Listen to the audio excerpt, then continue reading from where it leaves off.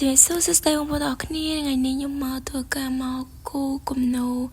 នារីរបាំឬក៏អប្សរាយើងហ្នឹងហើយខ្ញុំមានលំនាំមើលទៅខ្ញុំគូព្រោះជាធម្មតាខ្ញុំមិនអាចធីស្អីទេអញ្ចឹងខ្ញុំមិនអាចគូស្អាតដូចគេទេប៉ុន្តែខ្ញុំព្យាយាមអភិវឌ្ឍ improve ខ្លួនឯងដើម្បីឲ្យកាន់តែល្អបន្ថែមទៀតបងប្អូនទាំងអស់គ្នាហើយនៅពេលណាដែលខ្ញុំអបសុកឬក៏ជិះកុំព្យូទ័រគូប្លង់គូអីហើយមានអារម្មណ៍ថា stress ខ្ញុំដកខ្លួនមកគូកនូហើយបងប្អូនអរគ្នាព្រោះគាត់ដូចជាការស្រឡាញ់ការចង់ពង្រឹងខ្លួនឯងដើម្បីឲ្យបកកែដូចគេអ្នកមានជំនាញអីចឹងបងប្អូនអរគ្នាហើយគូខ្ញុំអត់បានផ្ចិតផ្ចង់ច្រើនទេហើយគូរូបភាពនេះគឺចំណាយរយៈពេល1ម៉ោងដើម្បីធ្វើការគូកនូនេះបន្ទាប់ពីគូហើយគឺខ្ញុំ voice over នេះដើម្បីបង្ហាញអំពីការគូរបស់ខ្ញុំបងប្អូនគ្នាហើយគូនេះគឺគូមិនត្រូវគ្រប់ពេលទេកាលណាដែលគូខុស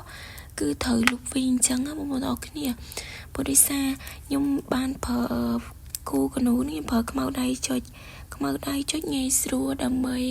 នៅពេលដែលយើងគូខុសទៅយើងលុបព្រោះខាងវាមានអាប្រដាប់ជ័រលុបដែរអញ្ចឹងពេលយើងគូខុសយើងកែកុនទៅតាមនឹងទៅអញ្ចឹងហើយសម្រាប់ក្បាច់គឺដោយសារក្បាច់គេចាក់ស្ដែងមើល sample របស់គេគឺ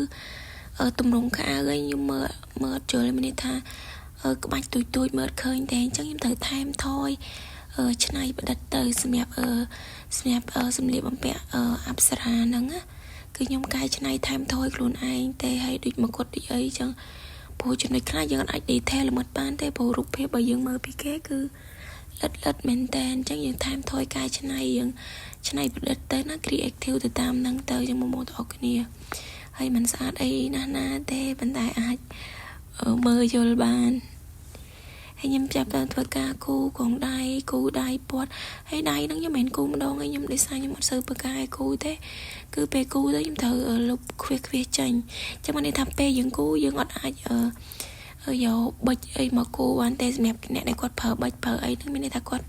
ជំនាញខ្លាំងហើយគាត់គូងាយខ້ອຍប៉ុន្តែបើស្អឹងសម្រាប់អ្នកថ្មីដូចខ្ញុំអញ្ចឹងខ្ញុំមិនថ្មីទេប៉ុន្តែខ្ញុំអាចចេះគូបានខ្លះហើយអញ្ចឹងខ្ញុំត្រូវប្រើខ្មៅដៃដើម្បីគូដដែលអញ្ចឹងដើម្បីកែកុនទៅតាមហ្នឹងទៅឥឡូវនេះចូលដល់កន្លែងក្បាច់តម្លាក់កន្លែង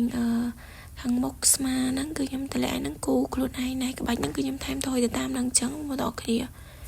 អត់ស្រួលទេគឺបាក់ដែរដោយសារអត់ជំនាញហើយថែមថយទៅតាមហ្នឹងទៅឃើញក្បាច់ណាស្អាតយើងថែមថយទៅវាក៏ចូលប្រភេទជាក្បាច់ខ្មែរយើងដែរមកដល់គ្នាគាត់ថាយើងលាយច្រើនពេកពេលខ្លះយើងអត់ដឹងថាវាជាទម្រង់ក្បាច់អីឲ្យប្រកបណាមកដល់គ្នាបរិសាទទម្រង់ដូចខ្ញុំនិយាយអញ្ចឹងគឺមើលអត់ច្បាស់អញ្ចឹងខ្ញុំលៃលោកកែច្នៃទៅតាមហ្នឹងអញ្ចឹងទៅហើយវីដេអូនេះដែរខ្ញុំមានតែប៉ុណ្្នេះទេសមិទ្ធផលចុងក្រោយនៃរូបរបស់ខ្ញុំគឺបែបនេះបងឲ្យ rate ប៉ុន្មានលើប៉ុន្មាន